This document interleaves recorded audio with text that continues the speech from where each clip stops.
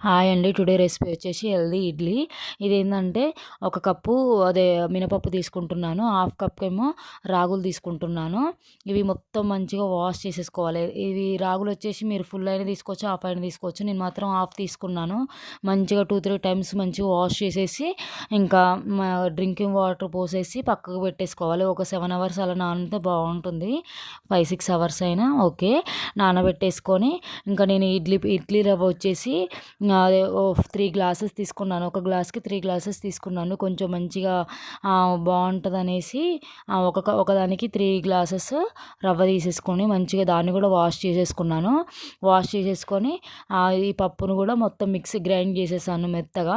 Grind చేసేసి అది ఇదంతా మొత్తం మిక్సింగ్ చేసేసి మొత్తం ఈ పప్పును గ్రైండ్ చేసేసి మిక్సింగ్ చేసేసుకున్నాను. ఇదొచ్చి రాగుల వల్ల మనకు చాలా బెనిఫిట్స్ ఉంటాయి. ఇందులో కాల్షియం ఎక్కువ ఉండడం వల్ల మనకి బోన్స్ అనేవి స్ట్రాంగ్ అవుతాయి. ఐరన్ ఉంటది. గుండెపోట్లు ఇట్లా రావడానికి మనకు ఛాన్సెస్ లేకుండా గుండెపోటు రాకుండా ఆపుతది. షుగర్ వాళ్ళకి గూడా ఇవి తిన్నా మనకి షుగర్ అనేది అదే కంట్రోల్‌లో ఉంచుతది. ఇవేందంటే నేను మార్నింగ్ ఇడ్లీ చేసేసుకున్నాను. చాలా స్మూత్‌గా వచ్చాయి. ఇంకా దానికి పల్లీల చట్నీ పెట్టుకొని పల్లీల చట్నీతో తినేయండి. చాలా పల్లీల చట్నీ గానీ, ఏ చట్నీ అయినా బావుంటది. పల్లీల చట్నీతో తినేసాం మేము. తినేసిన తర్వాత ఇంకా దాంతో ఇడ్లీలు గానీ, దోసలు గానీ పోసుకోవచ్చు కాబట్టి నేనేం చేశానంటే మళ్ళీ నైట్ వచ్చేసి దోసలు పోసుకున్నాను. నైటు ఎట్లైనా టిఫిన్స్ చేస్తాం గదండీ! అందుకే టిఫిన్‌గా మళ్ళీ దోస పోసేసుకున్నాను. మీరు ఇంకా అన్ని ఉల్లిగడ్డలు అవి ఇవి క్యారెట్‌లన్నీ ఏసి ఉతప్పలాగా గూడా వేసేసుకోవచ్చు. నేను మాత్రం దోసలేసుకున్నాను.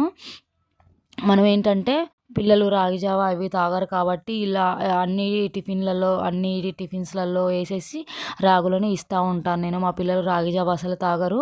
కాబట్టి ఇలా టిఫిన్స్‌లలో అవి వేస్తాను. ఇంకా దీనికి ఉల్లి కారం చేసుకుంటున్నాను దోసకు. ఆనియన్స్, ఉప్పు, కారము, కొంచెం షుగరు అదే కొంచెం జీలకర్ర వేసేసి మిక్సీ పట్టేసాను. కొంచెం ఎందుకంటే ఎగటుండకుండా ఉండడానికి షుగర్ ఏసేసి చేశాను. సూపర్ టేస్ట్ ఉందండి. మీరు ఇలా వచ్చి ట్రై చేయండి. మీరు ఈ ఛానల్‌ని సబ్స్క్రైబ్ చేసేయండి. Thank you so much.